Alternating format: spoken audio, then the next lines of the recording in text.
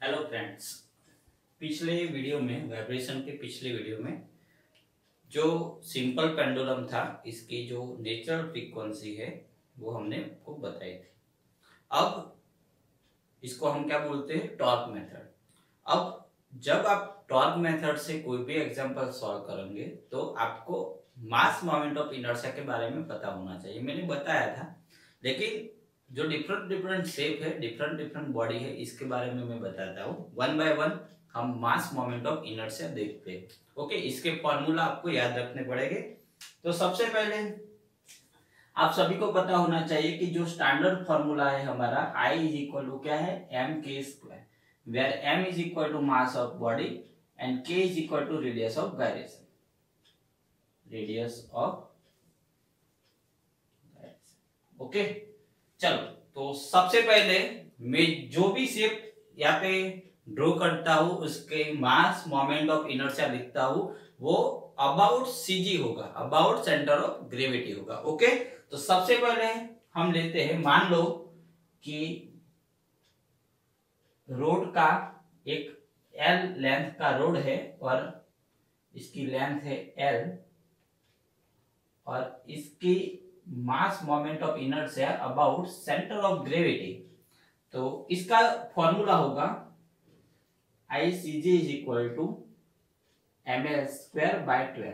ये इसका फॉर्मूला है। ओके, ये जो फॉर्मूला है वो अबाउट सेंटर ऑफ ग्रेविटी है। जब आप टॉर्क मेथड यूज करेंगे एग्जांपल सॉल्व करने के लिए, तब आपको मास मोमेंट ऑफ इनर्शिया अबाउट जिस पॉइंट के अबाउट आप मोमेंट लोगे उस पॉइंट से आपको फाइंड करना पड़ेगा। ये फॉर्मूला यूज नहीं होगा डायरेक्टली, इसके लिए आपको पैरेलल एक्सिस थ्योरम लगाना पड़ता है। मान लो कि ये रोड है, मैंने आपको ये सेंटर ऑफ ग्रेविटी के अबाउट मींस ये जो सीजी है इसका, इसके अबाउट मैंने मास मोमेंट ऑफ इनर्शिया आपको बताया। उसका सेंटर ऑफ ग्रेविटी कहाँ पे होगा, L/2 डिस्टेंस पे होगा, L/2 डिस्टेंस बेस से और टॉप से। मान लो कि मुझे ये जो रोड है इसका मास मोमेंट ऑफ इनर्शिया बॉटम से फाइंड करना है। मींस मान लो कि ये जो हमारी A डैश एक्सिस है, ये जो A डैश एक्सिस से हमें मास मोमेंट ऑफ इनर्शिया फाइंड करना है। ओके, ये फॉर्मूला मैंने किसके रिलेटेड लिखा, अबाउट सेंटर ऑफ ग्रेविटी। लेकिन अगर A डैश से फाइंड करना है तो हमारा पैरेलल एक्सिस थ्योरम है। मान लो कि mass moment of inertia about A dash axis is equal to इसका, ये जो रोड है इसकी सेंटर ऑफ ग्रेविटी के अबाउट कितना मास मोमेंट ऑफ इनर्शिया है, प्लस ये जो बॉडी है इसका mass, plus into d square. अब ये d क्या है, तो ये d क्या है, ये जो एक्सिस है मींस जिस पॉइंट के अबाउट आप मोमेंट ऑफ इनर्शिया फाइंड करना चाहते हो वो, और जो हमारा सेंटर ऑफ ग्रेविटी है इस बीच में जो भी डिस्टेंस है उसको बोलते हैं d। मैं फिर से लिख देता हूं, d इज इक्वल टू क्या है, distance between centre of gravity and the point where we want to find I। जिस पॉइंट के अबाउट, जिस एक्सिस से अबाउट हमें मोमेंट ऑफ इनर्शिया चाहिए उसको हम बोलते हैं d। तो कितना होगा रोड के लिए, कितना होगा ये, तो सोचो ये जो सेंटर ऑफ ग्रेविटी से इतना डिस्टेंस क्या होगा, L/2 होगा। तो अगर मुझे A डैश जो एक्सिस है उससे centre of mass moment of inertia find करना है तो हमारा फॉर्मूला क्या होगा, ये है ml स्क्वायर बाय 12। ओके, ये होगा m, ये जो मास है वो जो बॉडी होगा उसका मास हम लेंगे, d मींस डिस्टेंस बिटवीन वो पॉइंट जिसके अबाउट आपको सेंटर ऑफ ग्रेविटी फाइंड करना है और हमारा सेंटर ऑफ ग्रेविटी बॉडी का, इसके बीच में जो भी डिस्टेंस है वो L/2 है, तो स्क्वायर। ओके, चलो अब इसको, ये क्या होगा, ml square bye 4। Okay, 12 LCM होगा, ml स्क्वायर यहाँ पे 3 है means 4ml square, means final होगा ml स्क्वायर बाय 3। ओके, तो अगर आप टॉर्क मेथड से एग्जांपल, कोई भी एग्जांपल सॉल्व करते हो तो आपको ये जो मास मोमेंट ऑफ इनर्शिया है वो आपको यूज करना पड़ेगा। डायरेक्टली ऐसा नहीं है कि ये डायरेक्टली इक्वेशन होगा। आपके एग्जांपल में जिस पॉइंट के अबाउट हम मोमेंट लेंगे इस पॉइंट के अबाउट हम मास मोमेंट ऑफ इनर्शिया लेंगे। लेकिन मैं अभी फॉर्मूला आप देखो, हर फॉर्मूला में आपको मास moment of inertia about centre of gravity पता होना चाहिए। ये मैंने रोड के अबाउट बात की। ओके चलो, तो फर्स्ट आप लिख दो, रोड का हुआ ml²/12। ओके चलो, तो इससे आगे देखते हैं। तो आगे देखते हैं, मान लो कि कोई सर्कुलर रिंग है, इसकी रेडियस r है। मान लो कि r रेडियस की सर्कुलर रिंग है और इसका हमें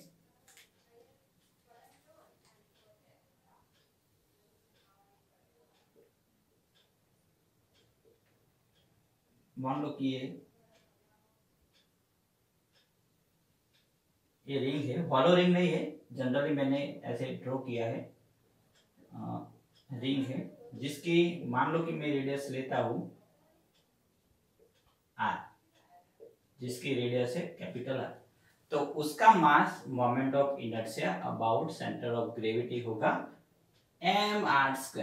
अगर आपके कोई एग्जांपल में रिंग जैसा वर्ड्स यूज करें तो इसका मास मोमेंट ऑफ इनर्शिया होगा mr²। दूसरी बात, मान लो कि कोई पॉइंट पे एक पॉइंट पे ऐसा मास अटैच किया हो, अगर मुझे इस पॉइंट के अबाउट ये जो मास है इसकी मास मोमेंट्स ऑफ इनर्शिया फाइंड करना है, तो ये जो आप डेफ्लेक्ट करोगे तो ऑसिलेट होगा। मींस अगर आप सोचो कि मैं पूरा पाथ लो तो वन टाइप ऑफ रिंग बनेंगे, क्या बनेंगे? रिंग। तो इसलिए जब भी ऐसा कोई क्वेश्चन है तो हम इसकी भी मास moment of inertia about centre of gravity means about this point हम क्या लेंगे? तो हम लेंगे mr²। ओके, तो ये जो दो बात है वो आपको याद रखनी पड़ेगी। ओके चलो, इसके बाद देखते हैं, अगर सर्कुलर डिस्क है, नंबर 3, अगर सर्कुलर डिस्क है तो इसके मास मोमेंट ऑफ इनर्शिया, मान लो कि ये सर्कुलर डिस्क है जिसकी रेडियस r है, पूरी सॉलिड है, सर्कुलर डिस्क है, तो उसका मास मोमेंट ऑफ इनर्शिया होगा mr²/2। क्या होगा? mr²/2। ओके चलो, अगर मान लो कि सॉलिड स्फीयर आप सभी को पता है, सॉलिड स्फीयर जिसमें 3 डायमेंशनल हम बोलते हैं स्फीयर को, अगर मान लो कि कोई सॉलिड स्फीयर है और उसकी रेडियस कैपिटल R है, तो उसका मास moment of inertia about centre of gravity होगा 2/5 mr²। क्या होगा? 2/5 mr²। ओके चलो, मान लो कि हॉलो स्फीयर है, ये मैंने सॉलिड स्फीयर के बारे में बताया। मान लो कि हॉलो स्फीयर है, हॉलो स्फीयर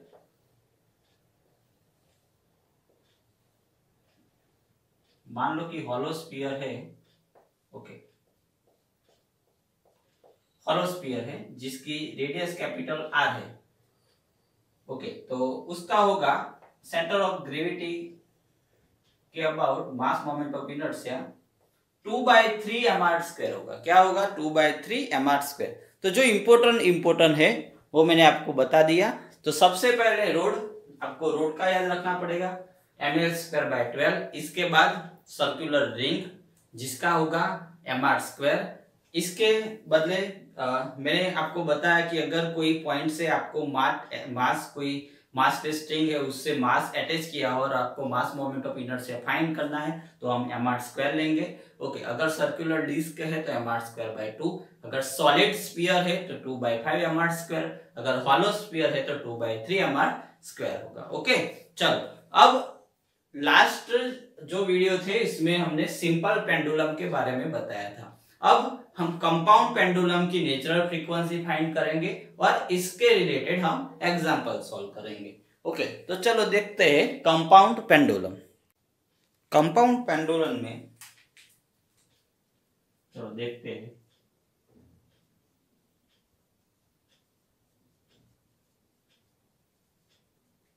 ओके चलो, कंपाउंड पेंडुलम में सबसे पहले मान लो कि ये हमारा पेंडुलम है और मान लो कि ये हमारा सीजी मींस ये पॉइंट पे मास कॉन्सेंट्रेट है। मान लो कि हमारा जो ये डिस्टेंस है, ये डिस्टेंस है हमारा एक्स डिस्टेंस, क्या है एक्स डिस्टेंस। ओके, मान लो कि ये जो कंपाउंड पेंडुलम है, अगर मैं इसको इनिशियली थीटा डिफ्लेक्शन देता हूं थीटा एंगल से, तो यहाँ पे मैं ड्रॉ करता हूं। मान लो कि मैंने डिफ्लेक्शन दिया थीटा, मींस हमारा जो और वो इंपॉर्टेंट बात है कि ये जो हमारा पेंडुलम है इसका मास हम लेते हैं, मास लेंगे m। ओके, तो सोचो अगर ये सीजी यहाँ पे हो जाएगा, यहाँ पे आएगा, तो ये डिस्टेंस x है और ये डिस्टेंस भी x हो जाएगा, तो दोनों डिस्टेंस x हो जाएंगे और ये आप देखो हमारा राइट एंगल ट्रायंगल हो जाएगा। ओके, तो अगर ये डिस्टेंस x है तो ये क्या होगा, x sin थीटा डिस्टेंस होगा, और ये जो पॉइंट है सेंटर ऑफ ग्रेविटी उस पे कितना वेट होगा, mg, क्योंकि जो हमारा वेट है वो सेंटर ऑफ ग्रेविटी पे कॉन्सेंट्रेट होता है, mg। ओके, तो आप सोचो कि अगर मुझे मोमेंट लेना है अबाउट दिस पॉइंट, ये जो पॉइंट है अबाउट दिस पॉइंट, तो ये जो mg है इसके ये पॉइंट के रिलेटेड मान लो कि ओ पॉइंट है, तो मोमेंट किस तरह पे आएगी, तो ये जो मोमेंट है ये हमारा ओ पॉइंट है, परपेंडिकुलर डिस्टेंस आप सोचो, मान लो कि ये पॉइंट मैं यहाँ पे लेता हूं, तो सोचो ऐसा होगा, तो अगर यहाँ पे वेट लगता है तो क्लॉकवाइज डायरेक्शन में होगी, means A B M G और परपेंडिकुलर डिस्टेंस है x sin थीटा, वो भी क्लॉकवाइज डायरेक्शन में होगा, दूसरा कोई मोमेंट नहीं होगा। तो अकॉर्डिंग टू जो हमारा रूल्स है न्यूटन सेकंड लॉ, इससे हम लिख सकते हैं आई थीटा डबल डॉट, ये जो हमारा इनर्शिया फोर्स है क्योंकि मैंने इनिशियली डिफ्लेक्ट किया था थीटा से, plus mgx sin theta is equal to 0। मैंने आपको बताया था सिंपल पेंडुलम में कि अगर sin थीटा आप स्मॉल, ये जो डिफ्लेक्शन है स्मॉल डिफ्लेक्शन है, तो आप थीटा लिख सकते हो, और I इज इक्वल टू क्या है, एम के स्क्वायर लेंगे, क्या हो गए M K square, in terms of हम k फाइंड करेंगे, तो क्या होगा theta double dot plus mgx theta upon I is equal to 0। Okay, तो हम लिख सकते हैं omega n square is equal to mgx upon I। ओके, अगर I इज इक्वल टू हम m के स्क्वायर पुट करें, ओके हम स्क्वायर रूट ले लेते हैं, mm कैंसल आउट होगा, तो हमारा होगा फाइनली ओमेगा एन होगा gx by k square radian per second. Okay, तो ये जो हमारी फ्रीक्वेंसी है natural frequency radian per second, अगर आपको हर्ट्ज में फाइंड करना है तो पता है fn is equal to 1/2 under root gx by k square. Okay, अगर कंपाउंड पेंडुलम पूछे तो आपको ये फॉर्मूला आपको याद रखना पड़ेगा। ओके, चलो इसके बाद हम एक क्वेश्चन देखते हैं, एक क्वेश्चन करते हैं तो आपको पता चले कि कैसे इंप्लीमेंट करें जो फॉर्मूला है वो। ओके, तो मान लो कि ये पॉइंट है हमारा ओ पॉइंट, और ये जो रोड है जिसकी लेंथ है एल, जिसकी लेंथ है एल, ओके, और इसका मास है m, मास है m। ओके, और रोड का मास कहां पे, इसकी सेंटर ऑफ ग्रेविटी कहां पे होगी, यहाँ पे होगी। ओके, मान लो कि ये रोड को इस पॉइंट से s, जो हमारी स्टिफनेस है, स्प्रिंग की स्टिफनेस आप k से s से डिनोट कर सकते हो, यहाँ पे s से डिनोट किया है, तो ये जो रोड है इसकी natural frequency in radian per second find करनी है मुझे। कोई पर्टिकुलरली नंबर नहीं है, एल लेंथ नहीं दी है, जस्ट एल में हम फाइंड करेंगे, मास नहीं है, पर्टिकुलरली नंबर नहीं दिया है कि 1 किलोग्राम 2 किलोग्राम, एम में ही फाइंड करेंगे हम, स्टिफनेस भी नहीं दी है, हम एस में फाइंड करेंगे। ओके, तो सोचो सबसे पहले अगर मैं इस रोड को थीटा से डेफ्लेक्ट करता हूं, मान लो कि ये हमारा रोड है, ओके, लंबाई एल है और मैं इसको थीटा से डेफ्लेक्ट करता हूं, थीटा से, ये हुआ हमारा थीटा। ओके, ये लेंथ एल थी तो ये भी लेंथ क्या होगी, एल होगी। क्या होगी, एल।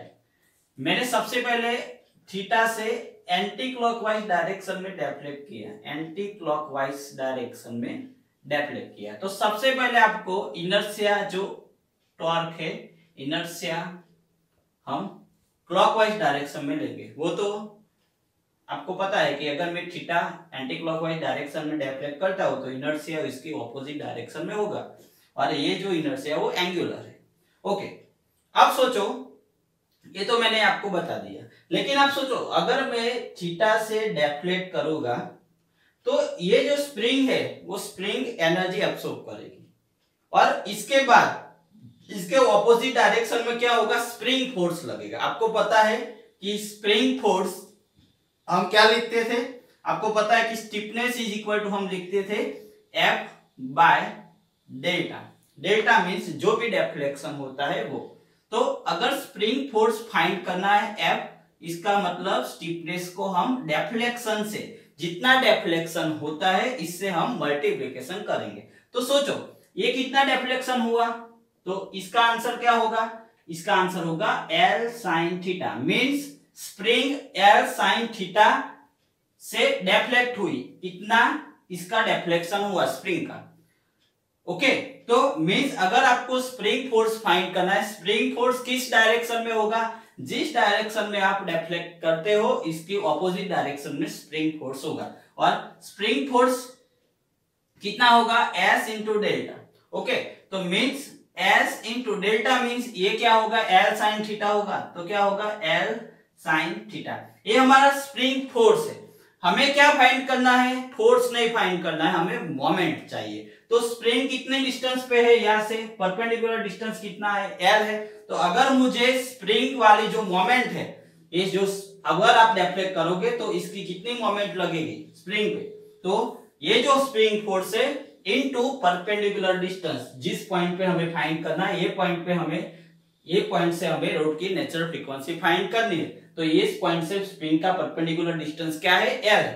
मींस ये जो फोर्स है इससे हम एल से मल्टीप्लिकेशन करेंगे, तो क्लॉकवाइज डायरेक्शन में होगा, क्या होगा, S into L sine theta into L, ये हुआ। ओके, तो एक इधर से, दूसरा S into L sine theta into L. अगर हम साइन थीटा को थीटा लिखे तो इसको हम एस एल स्क्वायर थीटा लिख सकते हैं, एस एल स्क्वायर थीटा। ये क्या है, तो स्प्रिंग से जो मोमेंट लगेगी क्लॉकवाइज डायरेक्शन में, ये है। ओके, चलो अब इंपॉर्टेंट बात, हमारा जो मैंने आपको बता दिया। ओके, चलो अब सोचो कि जब मैं इसको डेफ्लेक्ट करूंगा तो ये जो रोड है उसका मास सेंटर पे कॉन्सेंट्रेट है, मींस इस पे कितना वेट लगता है, mg। ओके, तो ये होगा हमारा mg, तो इससे जो मोमेंट होगी वो हमें कैलकुलेट करनी पड़ेगी। तो आपको पता है कि ये सेंटर है, तो ये जो डिस्टेंस होगा, ये डिस्टेंस होगा l/2। तो ये डिस्टेंस क्या होगा, l/2 into sine theta. Okay, तो ये जो मास है, वेट है रोड का, इससे कितनी मोमेंट होगी, mg इंटू ये जो परपेंडिकुलर डिस्टेंस है l/2 इंटू साइन थीटा। अगर साइन थीटा को मैं थीटा लिखूं तो ये भी क्लॉकवाइज डायरेक्शन में होगी, क्योंकि ये हमारा पॉइंट है, ये हमारा ओ पॉइंट है, और वेट ऐसे लगता है तो क्लॉकवाइज डायरेक्शन होगी। ओके, तो क्या होगा, mg into l/2 sine theta. Sign theta को अगर मैं थीटा लिखूं, साइन थीटा को अगर मैं थीटा लिखूं तो mg l/2 थीटा, ये भी क्लॉकवाइज डायरेक्शन में होगी। ओके, तो तीनों ही तीनों इनर्शिया, स्प्रिंग वाली मोमेंट और मास जो वेट है इसकी मोमेंट क्लॉकवाइज में होगी। चलो फाइनल फार्मूला लिखते हैं हम, I theta double dot plus, चलो सबसे पहले मैं स्प्रिंग का लिख देता हूं, एस एल स्क्वायर थीटा। इसके बाद जो हमारा वेट है इसका लिखता हूं mg l/2 theta is equal to 0। Okay, चलो इसमें से हम थीटा कॉमन निकाल दे। चलो तो थीटा कॉमन निकाले तो SL square plus mgl/2 theta is equal to 0। Okay, चलो आई नीचे आएगा तो SL square plus mgl/2 upon I theta is equal to 0। Okay, तो हमारा ओमेगा n स्क्वायर हुआ under root SL square plus mgl/2 upon I. अब important बात है आई कैसे निकाले, तो मुझे मोमेंट ऑफ इनर्शिया इस पॉइंट पे चाहिए। मैंने आपको बताया अभी कि अगर सेंटर ऑफ ग्रेविटी पे अगर ये जो हिंज पॉइंट यहाँ पे होगा तो हम डायरेक्टली इक्वेशन ले लेंगे ml²/12, लेकिन हमारा जो हिंज पॉइंट है वो टॉप पे है, तो इस पॉइंट से रोड की सेंटर ऑफ जो मास मोमेंट ऑफ इनर्शिया है वो हमें फाइंड करना है। तो अगर मुझे ओ पॉइंट से फाइंड करना है तो ICG प्लस md स्क्वायर जो पैरेलल एक्सिस थ्योरम है वो हमें फाइंड करना पड़ेगा। ओके, ये यूज करके IO मींस ओ पॉइंट से कितनी हमारी मोमेंट ऑफ इनर्शिया है, मास मोमेंट ऑफ इनर्शिया, वो हम निकालेंगे, वो हम यहाँ पे पुट करेंगे। ओके, चलो तो हमारा IG है, ICG क्या है तो ml²/12 है। ओके, चलो ये मास। ओके, d मींस क्या होगा, इतना डिस्टेंस क्या होगा l/2 होगा, तो l/2 स्क्वायर मैंने बॉटम से फाइंड किया था, यहाँ पे टॉप पे आया। ओके, इस एग्जांपल में टॉप से, तो ml²/12 प्लस ml²/4, तो ml²/3 होगा, क्या होगा ml²/3। तो इसके i के बदले हम पुट करेंगे SL² mgl/2 अपन ml²/3। तो ये जो हमारी नेचुरल फ्रीक्वेंसी है अबाउट पॉइंट O, इसका फाइनल फॉर्मूला हुआ SL² plus mgl/2 by ml²/3। ये हमारा final natural frequency in radian per second. अगर आपको पर्टिकुलरली मास की वैल्यू दी हुई है, L की वैल्यू दी हुई है, तो ये फॉर्मूला याद नहीं रखना है, मैंने आपको मेथड बता दी। ओके, चलो अब आगे देखते हैं। ये मैंने आपको वर्टिकल रोड के बारे में बताया। रोड क्या है, वर्टिकल। अगर मैं हॉरिजॉन्टल रोड लूं तो क्या होगा, मैं आपको बता देता हूं। अगर मैं ये रोड को वर्टिकल के बदले हॉरिजॉन्टल लेता हूं तो क्या होगा, तो अगर मैं हॉरिजॉन्टल लेता हूं तो ये जो स्प्रिंग फोर्स है मींस स्प्रिंग से मोमेंट होगी और जो मास से मोमेंट होगी वो एक दूसरे को कैंसल आउट कर देंगे। तो जब हॉरिजॉन्टल रोड पूछते हैं तो स्प्रिंग की मोमेंट और मास की मोमेंट एक दूसरे को कैंसल आउट करता है, मींस हम इसको कैलकुलेट नहीं करेंगे, जस्ट इनर्शिया को कैलकुलेट करेंगे। तो आगे देखते हैं ऐसे एग्जांपल। तो एक दूसरा क्वेश्चन है कि आपको ऐसा लगता है कि अगर मैं एंटी क्लॉकवाइज ही क्यों डेफ्लेक्ट करता हूं, तो आप क्लॉकवाइज भी कर सकते हो। अगर आपको क्लॉकवाइज डेफ्लेक्ट करना है तो इक्वेशन जो है नेचुरल फ्रीक्वेंसी, इसमें कोई फर्क नहीं पड़ने वाला। अगर मैं क्लॉकवाइज डेफ्लेक्ट करता हूं तो ये सब एंटी क्लॉकवाइज डायरेक्शन में होगा, तो इक्वेशन तो सेम ही होगा। ओके, तो इसमें कोई फर्क पड़ने वाला नहीं है, आप क्लॉकवाइज एंटी क्लॉकवाइज कोई भी डायरेक्शन में डेफ्लेक्ट कर सकते हो। ओके, चलो अब ये जो रोड है ये मैंने वर्टिकल लिया था, इसको हम हॉरिजॉन्टल लेके सॉल्व करते हैं। तो हॉरिजॉन्टल में एक इंपॉर्टेंट बात है वो मैं आपको अभी बता दी, मैं आपको यहाँ पे ड्रॉ करके बताता हूं कि कौन सी इंपॉर्टेंट बात है। ओके, चलो तो मान लो कि एक रोड है जिसकी लेंथ है L, ओके, ऐसे अटैच किया है और इसको एक S स्टिफनेस वाली स्प्रिंग से यहाँ पे अटैच किया है S।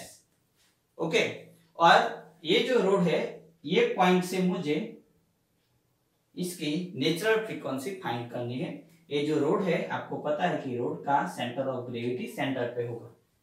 ओके, L/2 डिस्टेंस पे होगा, इसकी जो लेंथ है वो L है।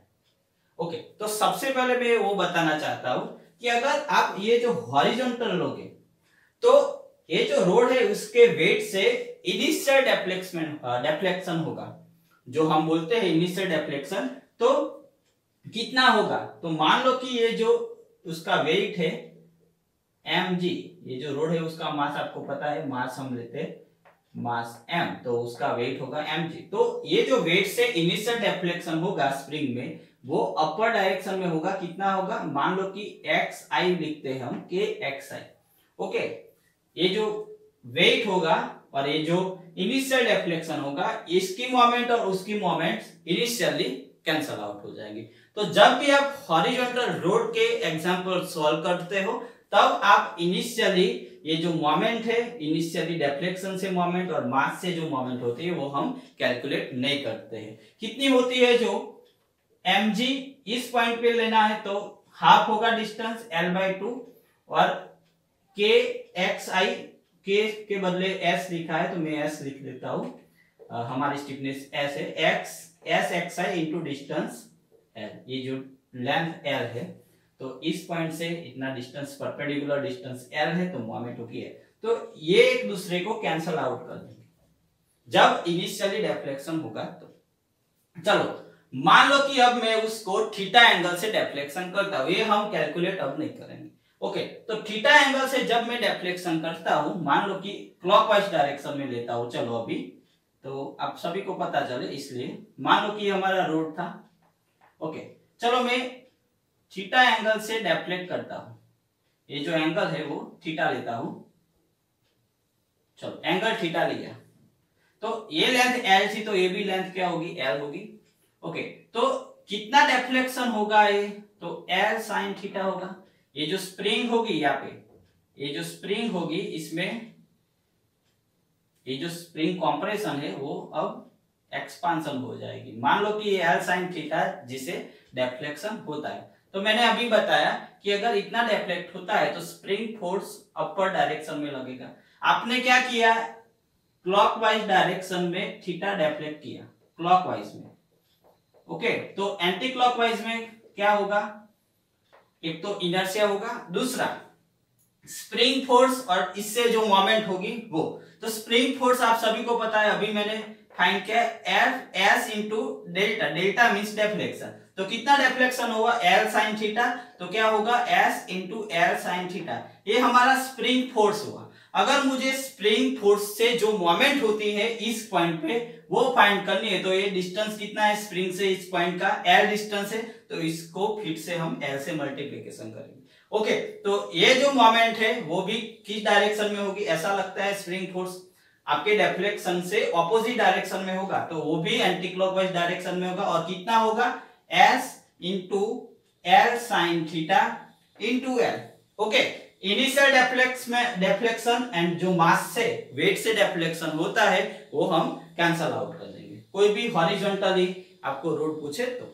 ओके, चलो तो अब कैलकुलेट करना है तो कैलकुलेट कर देते हैं। चलो ये क्या होगा? एस एल स्क्वायर और साइन थीटा को हम थीटा लिखेंगे is equal to 0, therefore theta double dot plus S L square by I, theta is equal to 0 means omega n square is equal to SL square by I means omega n is equal to under root SL by I, SL by I। Okay, चलो अब फिर से मास moment of inertia centre से नहीं find करना है मुझे, या भी O से फाइंड करना है। तो फिर से कैसे फाइंड करेंगे? तो IO means IO is equal to ICG plus md square. Okay, ICG क्या है रोड का? ml square by 12। ये मास और डिस्टेंस कितना होगा? सेंटर ऑफ ग्रेविटी से इस पॉइंट का डिस्टेंस क्या होगा? l/2, तो इनटू l/2 होल स्क्वायर। इसका फाइनली आप सिंपलीफाई करोगे तो क्या आंसर होगा? अभी हमने किया ml स्क्वायर बाय 3, तो omega n is equal to होगा अंडर रूट SL अपन ml square by 3 L cancel out हो जाएगा, तो क्या आंसर होगा? फाइनल आंसर होगा 3s बाय ml। तो हमारा फाइनल आंसर होगा 3s by under root 3s by ml। Okay, sorry, अभी एक ये जो SL स्क्वायर है तो square L square cancel out होगा, तो फाइनल आंसर होगा हमारा √3s/m होगा। ओके, मैंने यहाँ पे L लिखा था लेकिन L स्क्वायर है, SL स्क्वायर है, तो L स्क्वायर कैंसल होगा और denominator to denominator numerator s के साथ मल्टीप्लिकेशन होगा। तो ये जो अगर मैं हॉरिजॉन्टल लेता हूं तो एक बात खाली आपको याद रखनी पड़ेगी कि ये जो इनिशियल डिफ्लेक्शन होगा स्प्रिंग से और जो हमारा वेट है इसकी जो मोमेंट होगी वो कैंसल आउट हो जाएगी, वो हम कैलकुलेट नहीं करेंगे। तो कौन सी मोमेंट होगी? दो मोमेंट होगी। एक तो इनिशियली जो आप क्लॉकवाइज डायरेक्शन में डिफ्लेक्शन करते हो तो एंटी क्लॉकवाइज डायरेक्शन में इनर्शिया लगेगा, और स्प्रिंग आपने सोचो कि अगर मैं डिफ्लेक्ट करता हूं तो इसका डिफ्लेक्शन क्लॉकवाइज में होगा तो spring force anti clockwise direction में लगेगा। ओके, तो आप सभी को इसमें पता चला होगा। चलो नेक्स्ट एग्जांपल देखते हैं। चलो इससे आगे एक और एग्जांपल देख लेते हैं।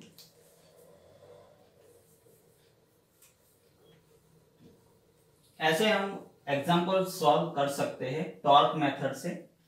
दूसरी भी मेथड है एनर्जी मेथड, हम देखेंगे आगे एनर्जी मेथड, और इसके बाद सारे जो एग्जांपल होंगे वो हम सॉल्व करेंगे। ऐसे क्वेश्चंस गेट में मस्ट भी एक क्वेश्चन पूछते हैं। ओके, चलो तो आगे देखते हैं। मान लो कि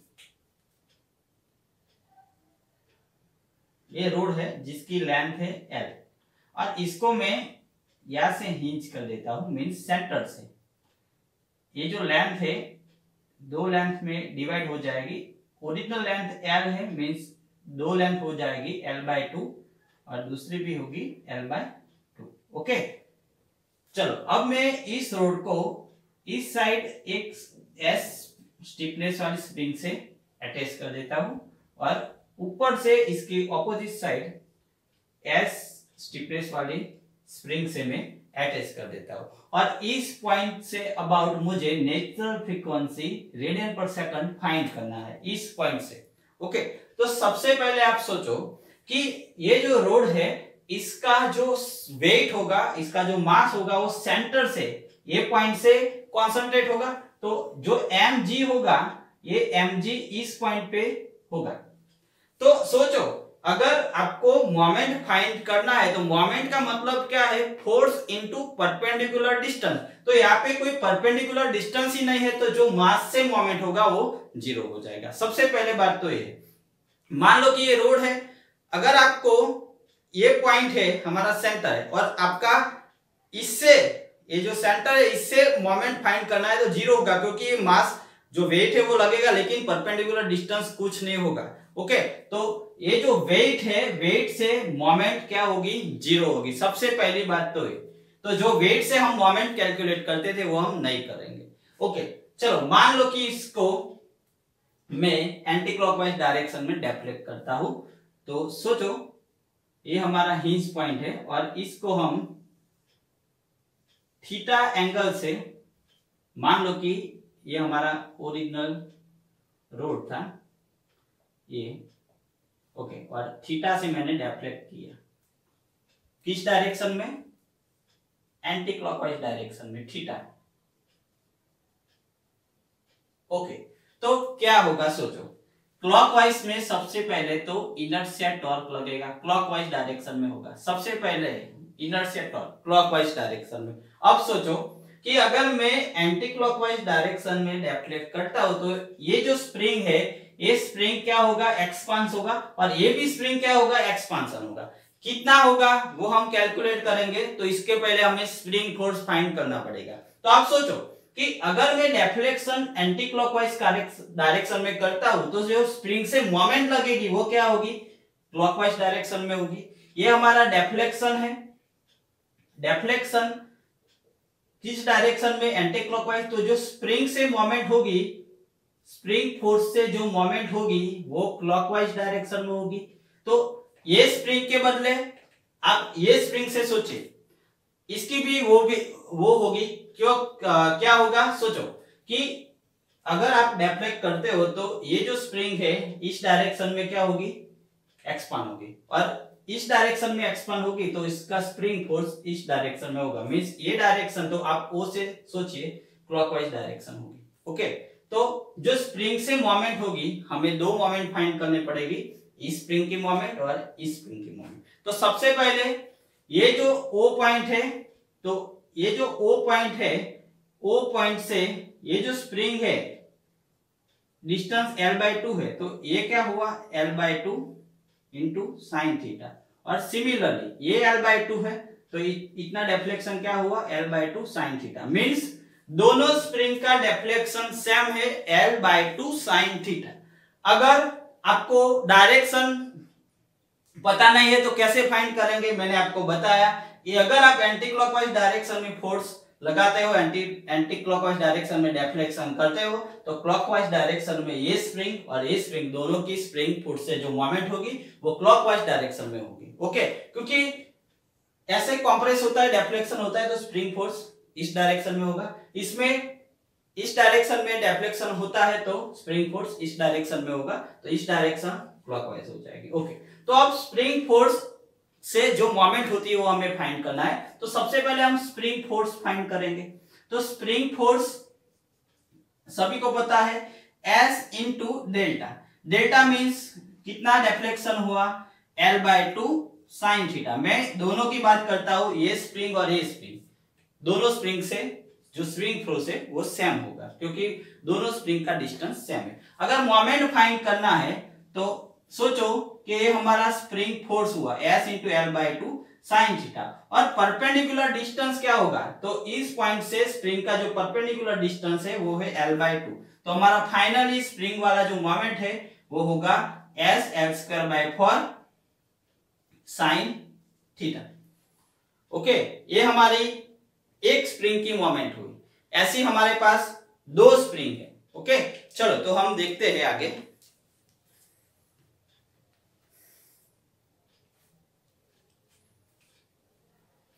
ये स्प्रिंग फोर्स और इनटू मोमेंट। ओके, चलो तो एक इनर्शिया, दूसरी ये स्प्रिंग और ये स्प्रिंग, दो स्प्रिंग की जो मोमेंट होती है स्प्रिंग फोर्स से, वो वेट की जो मोमेंट होगी वो तो जीरो होगी। क्यों होगी, मैंने आपको बताया कि ये जो वेट है वो उस पॉइंट पे ही कांस्टेंट रहते, तो कोई परपेंडिकुलर डिस्टेंस नहीं होगा। ओके, चलो तो हम फॉर्मूला लिखते हैं according to Newton second law rotational के लिए।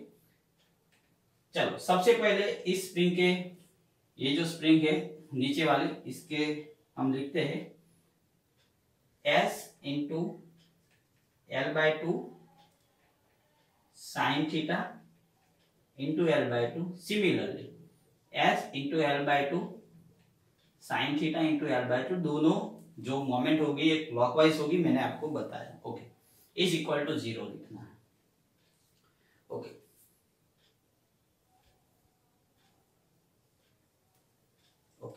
चलो अब सोचो ये 2 टाइम्स हुआ, तो मैं क्या लिख देता हूं, सोचो I theta double dot 2 times S into L/2 sign theta को मैं थीटा लिख देता हूं इंटू L/2। ओके, चलो ये 2 कैंसल आउट हो गया। ओके, 2 कैंसल आउट हुआ। Okay, is equal to 0। चलो तो क्या लिख सकता हूं मैं, I theta double dot SL²/2 theta is equal to 0। Okay, चलो I से हम डिवाइडेशन करें तो SL²/2 I theta is equal to 0। Okay, तो हमारा ओमेगा n, तो omega n² is equal to SL²/2I। चलो अब I क्या लेंगे, तो सोचो हमारा जो हिंज पॉइंट है किस पॉइंट पे, सेंटर पे ही है, जिसकी सेंटर ऑफ ग्रेविटी है उस पॉइंट पे ही हमें फाइंड करना था। तो क्या है ml²/12, इसका इक्वेशन है, तो under root SL²/2 into ml²/12। Okay, चलो ये 6 कट जाएगा, L² कट जाएगा, तो फाइनल इक्वेशन होगा 6s/m।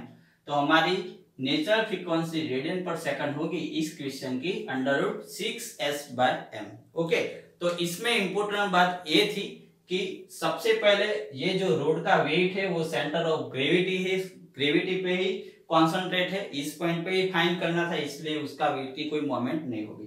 दूसरी बात है कि ये जो दोनों स्प्रिंग है, दोनों स्प्रिंग डिफ्लेक्शन होती है, दोनों की डिफ्लेक्शन से जो मोमेंट होगी वो क्लॉकवाइज होगी। ओके, चलो डेफ्लेक्शन से ऑपोजिट डायरेक्शन में आपको मोमेंट लेना है। ओके, तो डेफ्लेक्शन एंटी क्लॉकवाइज में है, तो जो स्प्रिंग फोर्स है इसके जो मोमेंट होगी वो क्लॉकवाइज में होगी, और इनर्शिया तो आपको पता है क्लॉकवाइज में होगा। ओके, चलो आगे देखते हैं। तो इसके बाद एक और क्वेश्चन करते हैं टॉर्क मेथड से। इसके बाद हम देखेंगे एनर्जी मेथड, और इसके बाद सारे जो भी एमसीक्यू है, एमसीक्यूएस है 1 मार्क्स 2 मार्क्स 4 मार्क्स, वो सारे एमसीक्यूएस हम सॉल्व करेंगे, और इसके रिलेटेड जो भी क्वेश्चन होगा, सिंपल क्वेश्चन, कॉम्प्लिकेटेड क्वेश्चन, हम इस सेशन में सॉल्व करेंगे। चलो, तो इस जो वीडियो है हमारा 5वां वीडियो है, इसका अब लास्ट एक एग्जांपल देख लेते हैं, और इसके बाद नेक्स्ट वीडियो में हम एनर्जी मेथड देखेंगे। ओके, तो ये सारे जो एग्जांपल है वो हम एनर्जी मेथड से भी सॉल्व कर सकते हैं, वो नेक्स्ट वीडियो में देखेंगे। इस वीडियो के हम लास्ट एक एग्जांपल देख लेते हैं।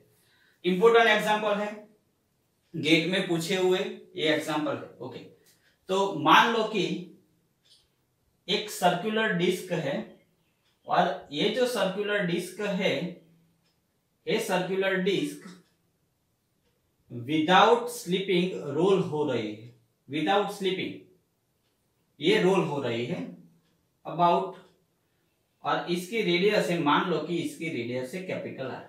ये जो स्प्रिंग है वो स्प्रिंग की स्टिफनेस है एस। ओके, चलो किस पॉइंट पे रोल हो रही है, तो हम इस पॉइंट पे फाइंड करेंगे। ये हमारा टचिंग पॉइंट है, इंटरसेक्शन यहाँ पे है, ये हमारी सर्कुलर डिस्क है। ओके, आपको डिस्क का जो मोमेंट ऑफ इनर्शिया है, मास moment of inertia about centre of gravity, आप सभी को पता है mr²/2।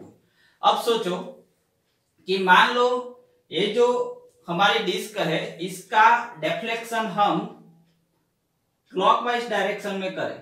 अगर मैं इसका क्लॉकवाइज डायरेक्शन में थीटा डेफ्लेक्ट करता हूं, मान लो कि इसको डेफ्लेक्ट किया क्लॉकवाइज डायरेक्शन में, चलो मैं ले लेता हूं, मान लो कि ऐसा मैंने डेफ्लेक्ट किया, ये हमारा थीटा है और ये हमारा आर है। तो मान लो कि एक्स, जैसे एक्स डेफ्लेक्ट हुआ तो ये स्प्रिंग है, मींस एक्स जितना डिस्टेंस इसमें डेफ्लेक्ट हुआ, एक्स जितना डिस्टेंस हुआ।